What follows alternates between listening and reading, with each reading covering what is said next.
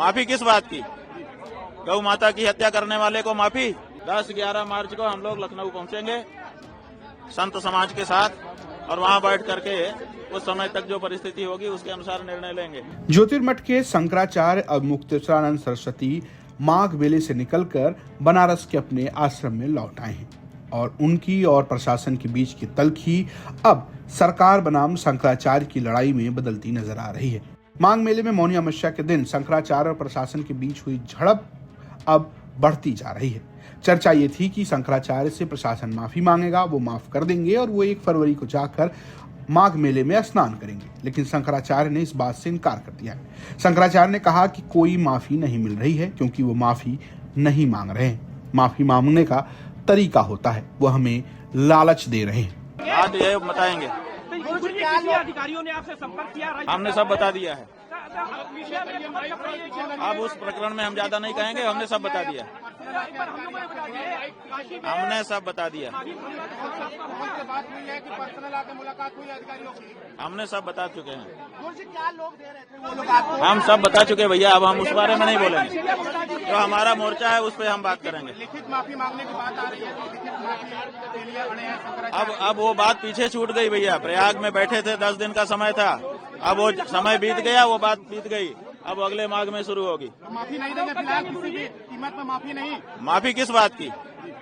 गौ माता की हत्या करने वाले को माफी? ये संभव नहीं है। 1 तारीख के स्नान के लिए प्रेशर लगातार बनाया जा रहा है। अब वो सब बात पीछे छूट गई। अब तो आगे जवाब दो, जो हम प्रश्न उठा रहे हैं उसका जवाब दो। 10-11 मार्च को हम लोग लखनऊ पहुंचेंगे संत समाज के साथ और वहां बैठ करके उस समय तक जो परिस्थिति होगी उसके अनुसार निर्णय लेंगे। अधिकारियों से माफी मंगवाई जा रही है, क्या मुख्यमंत्री को खुद माफी मांगनी चाहिए? अब माफी की बात पीछे छूट गई, अब उसका कोई मतलब नहीं रहा। जब हम 11 दिन तक बैठे थे, 11 दिन तक उनकी नींद नहीं टूटी, तो अब उसका क्या तात्पर्य है? इतना ही नहीं, शंकराचार्य ने एक और बड़ा ऐलान किया। उन्होंने कहा कि जो मीटिंग दिल्ली में गौरक्षा को लेकर होने वाली थी, अब वो लखनऊ में होगी। 10-11 मार्च को लखनऊ में संतों का जुटान होगा और वहां पर इस बात का अल्टीमेटम योगी आदित्यनाथ सरकार को दिया जाएगा कि वो गौ माता को यानी गाय को राजकीय पशु घोषित करें और गौमांस के निर्यात पर रोक लगाएं। शंकराचार्य ने तल्खी में यह भी कहा कि मैंने खुद को शंकराचार्य साबित कर दिया है, अब बारी मुख्यमंत्री की है और वो ये साबित करें कि वो हिंदू हैं या नहीं। उन्हें 40 दिन का मौका दिया जाता है। महाराज, दिल्ली में जो संतों की बैठक थी उसको कैंसिल कर दिया गया है। दिल्ली की जगह अब हम लखनऊ में बैठेंगे क्योंकि गौ माता के लिए सबसे ज्यादा ये आवाज दबाने के लिए प्रयास योगी आदित्यनाथ की सरकार ने किया है। योगी आदित्यनाथ के सामने अब हमने प्रश्न रखा है। 40 दिन का उनको समय दिया है। 40 दिन में वो गौ माता को राज्य माता घोषित करें और उसके बाद जो निर्यात यहाँ से हो रहा है गौमांस का, उसको निर्यात को बंद करें। मुख्यमंत्री अपने आप को हिंदू घोषित करें। 40 दिन का समय है।